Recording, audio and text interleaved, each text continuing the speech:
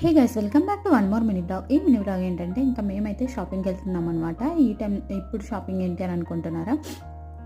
And కేదార్కి పుట్టు వెంట్రుకలు తీయించాలన్నమాట 11th మంత్లో. సో అందుకనేసి ఇంకా అమ్మ వాళ్ళు వడి బియ్యం పెట్టాలి, బట్టలు పెట్టాలి అనేసి ఇంకా అమ్మ వాళ్ళు బెంగళూరులోనే తీసుకునేసి చెప్పారు. అందుకనేసి ఇంకా మేమైతే షాపింగ్కి అయితే వచ్చేసామన్నమాట. మేము ఏ షాపింగ్ మాల్కి వచ్చామనేది మీకు చూస్తే అర్థమవుతుంది. సుదర్శన్ సిల్క్ అనమాట. ఇది చాలా బ్రాంచెస్ ఉన్నాయి బెంగళూరులో.